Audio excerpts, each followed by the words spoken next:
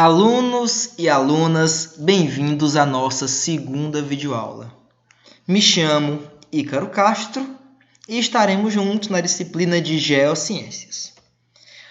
Então, ao final da aula, vocês devem conseguir conhecer alguns minerais e os principais tipos de rocha, perceber a importância das rochas e fósseis para o conhecimento da história da Terra, descrever os principais tipos de rocha, bem como relatar divisões das eras geológicas com alguns acontecimentos importantes da história da Terra. Então, vamos lembrar um pouco da nossa última aula. Lá se falou muito sobre a litosfera, que é essa camada mais externa da Terra. Então, agora, conceituando novamente, litosfera é uma camada sólida mais externa de um planeta rochoso e é constituída por rochas e solo. Então, rochas, elas são formadas por minerais. O que são minerais? É um corpo sólido, natural e cristalino, observem, formado em resultado da interação de processos físico-químicos em ambientes geológicos. Ou seja, as rochas são formadas por minerais. E os minerais, eles são cristalinos, ou seja, eles são formados por cristais. Então, professor, o que é um cristal? Nada mais é do que um sólido no qual os constituintes estão organizados num padrão tridimensional bem definido, que se repete no espaço, formando uma estrutura com uma geometria específica. Aí a pergunta é, mas professor, que estrutura é essa que vai ter padrão tridimensional? É justamente o átomo que conhecemos. Então, elementos químicos formados por átomos, eles terão uma estrutura padronizada que se repete. E essa estrutura padrão, que aparece nos minerais e nas rochas, nada mais é do que um cristal. Observem aqui na imagem seguinte, um cristal de cloreto de sódio, NaCl. Observem as moléculas de Na em laranja e Cl em verde. Percebam que eles têm uma forma padrão de se organizar. E essa forma padrão de se organizar, tu vai chamar de cristal. Então, o cristal, ele pode ser cúbico, hexagonal, tetragonal, trigonal, ortorrômbico, monoclínico e triclínico. Então, vejam aqui algumas formas nos quais os átomos eles se organizam para formar os cristais. Então, os cristais eles podem ser formados de duas maneiras.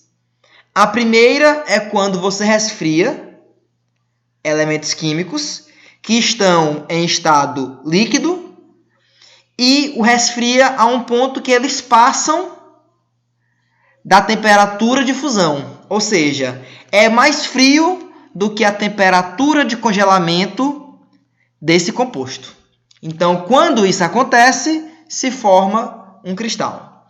Além disso, o cristal também pode ser formado quando esse elemento químico, essa solução, está em meio líquido e esse meio líquido ele recebe calor e evapora, sobrando apenas as moléculas que então também se organizam para formar o cristal.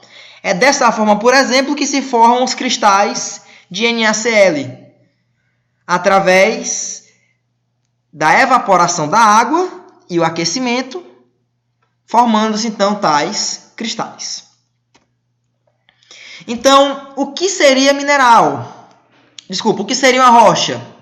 É um conjunto de minerais ou apenas um mineral consolidado.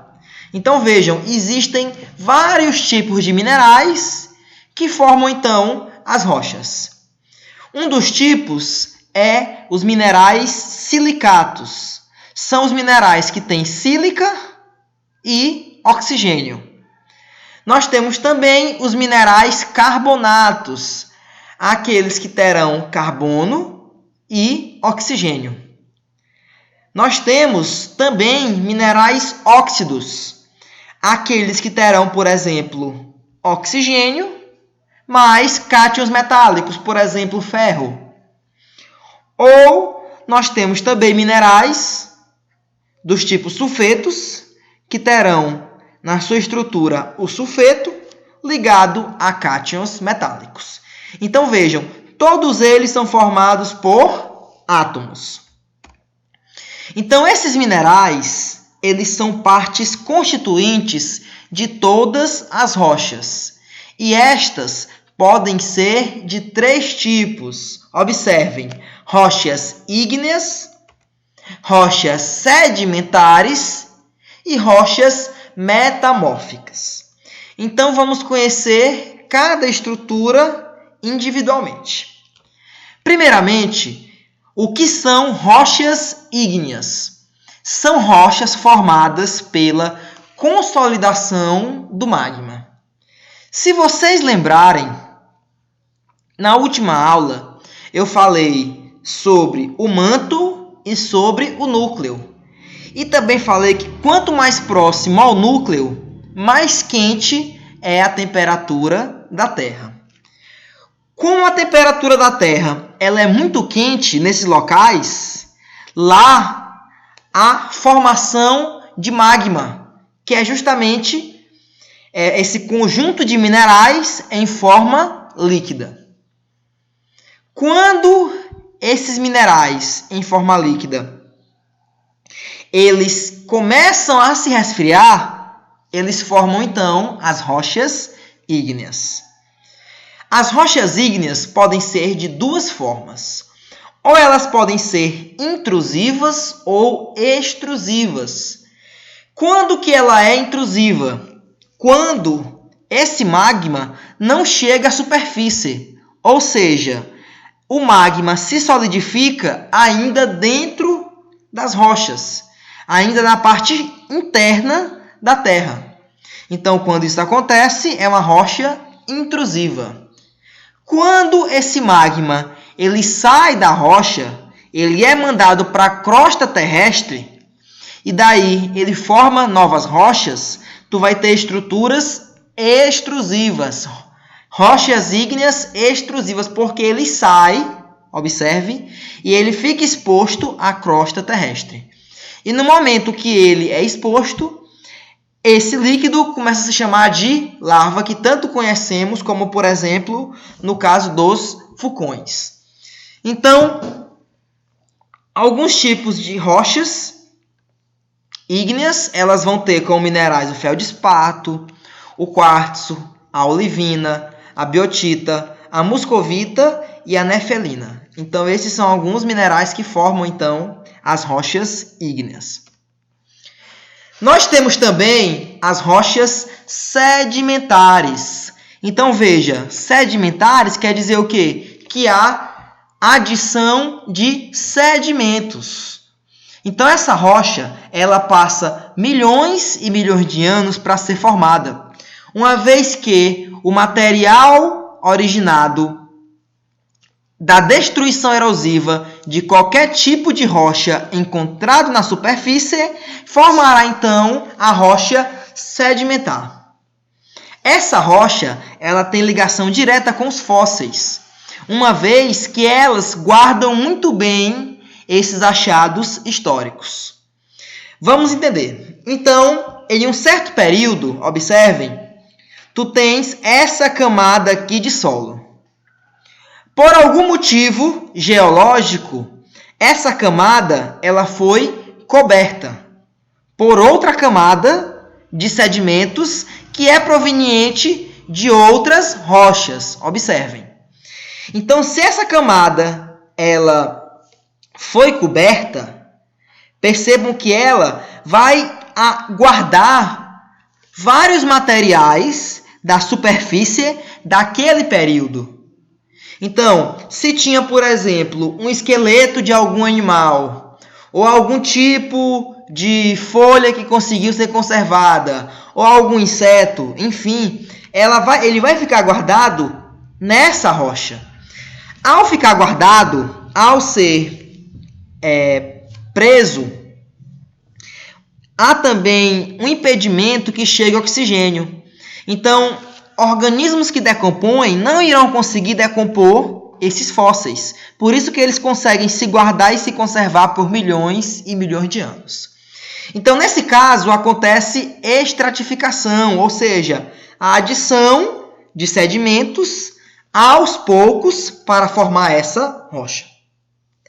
Como exemplo, temos o arenito, o argilito, o siltito, a brecha, o tilitos, o calcário, que é muito comum, e o sílex. O terceiro tipo de rocha são as metamórficas. A primeira, ela é formada diretamente do magma, ígnea. A segunda, ela é formada pela deposição de sedimentos, rochas sedimentares. E a terceira são as metamórficas, que surgem a partir da transformação das rochas ígneas ou sedimentares. Ou seja, já existem na superfície rochas ígneas ou sedimentares que sofrem transformações provenientes de pressão ou temperatura que causa mudança mineralógica, ou seja, modifica os minerais, textura ou composição química dessa rocha. Um exemplo bem claro desse tipo de rocha é o mármore, porque o mármore ele é formado a partir de uma rocha calcária que sofre modificações. Então veja, uma rocha calcária, um calcário, ele é uma rocha sedimentar. Então é uma rocha sedimentar que sofre modificações para formar então o mármore, que é uma rocha metamórfica. Ou seja, se ela tem estrutura química, mineralógica ou textura modificada, tu chama de rocha metamórfica. Então as rochas, elas mais do que enfeitam a Terra, elas têm uma função muito importante na história desse planeta.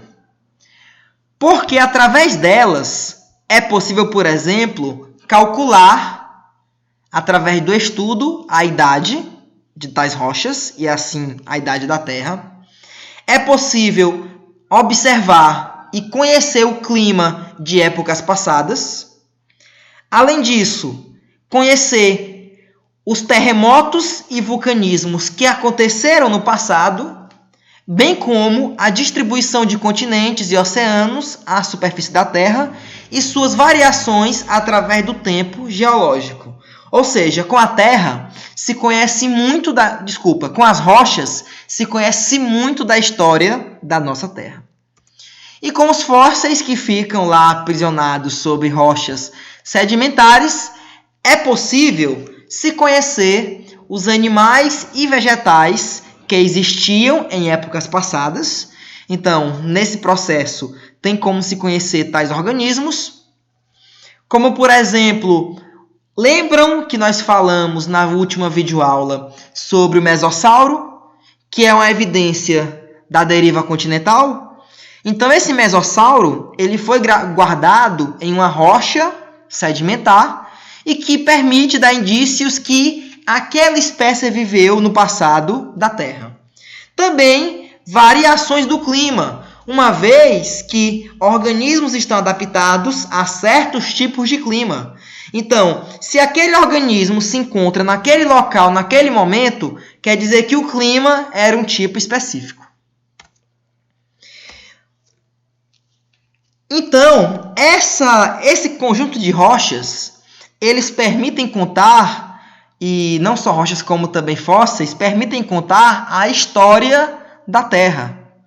Não somente a história física, como também a sua interação com os primeiros organismos.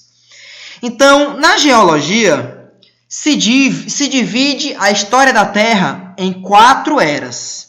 A era pré-cambriana, a era paleozoica, Mesozoica e Cenozoica. Então, a Era Pré-Cambriana é a primeira e ela vai desde o início da Terra, ou seja, 4,6 bilhões de anos, até cerca de, observem, 542 milhões de anos. Então, essa era é a mais antiga. E nela não se aconteceu muitos eventos relacionados à vida, porque esse momento ele estava mais ligado à formação do nosso planeta.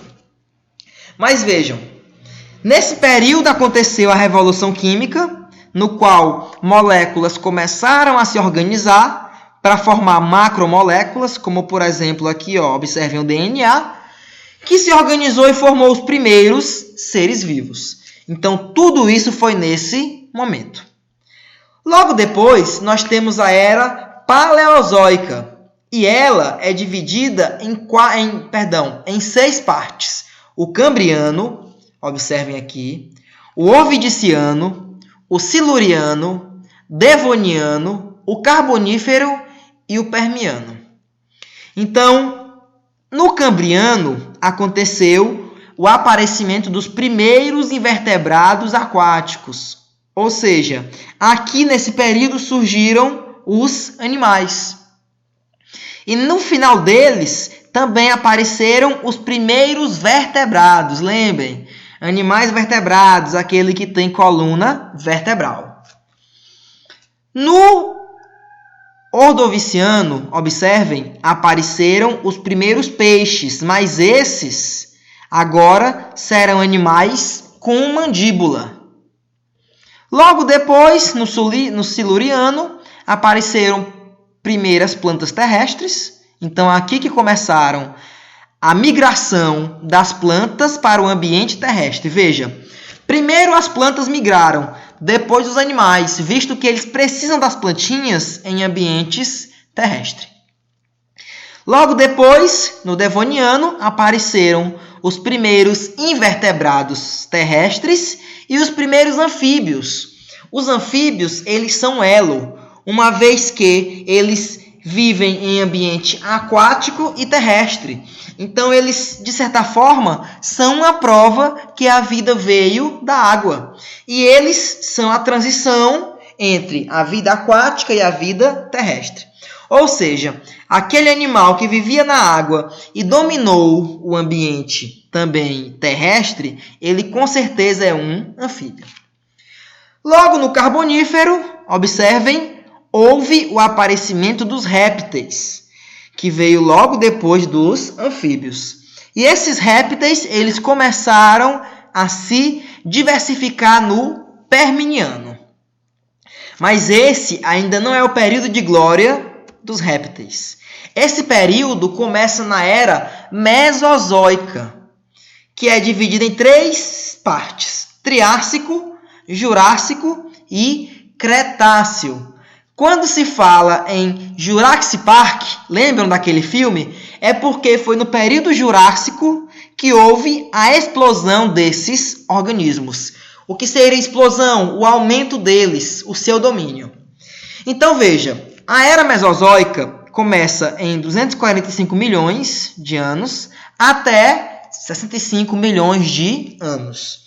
No período Triássico, houve a formação dos primeiros mamíferos. Então, aqui que nossos ancestrais apareceram. E no Jurássico, como eu disse, os dinossauros explodiram. Lembrem, já havia répteis que vieram no Carbonífero. Mas foi aqui no Jurássico que eles explodiram e dominaram o mundo. Aqui também apareceram as primeiras angiospermas. Lembrem, angiospermas são plantinhas que têm flor e que têm fruto. Então, são as plantinhas que você vê no dia a dia e são as mais comuns e que mais habitam e dominam a Terra. Nesse período também apareceram as primeiras aves. O incrível é que nesse período as aves elas eram dentadas, ou seja, quando surgiram aves tinham dentes e além disso tinham caudas, uma vez que elas descendem diretamente do grupo dos répteis. E em 65 milhões de anos, ao fim da Era Mesozoica, veio para a Terra um grande asteroide e ele impactou em um certo local e liberou muita poeira cósmica nesse ambiente. Essa poeira fez com que todos os dinossauros da época morressem. E essa morte dos dinossauros, que caracteriza o fim da Era Mesozoica, é fundamental para a gente. Vamos entender um pouco mais sobre isso. Os dinossauros, lembrem, na Era Mesozoica, dominava o ambiente terrestre. Como veio essa rocha, esse asteroide, e matou os dinossauros, eles foram extintos. E os mamíferos, que eram seres reprimidos, começaram a dominar o espaço dos dinossauros. Então, eles começaram a dominar o nicho ecológico dos dinossauros. Com isso, os mamíferos explodiram grandemente. Eles tinham agora capacidade, possibilidade de aumentar essa classe de vertebrados.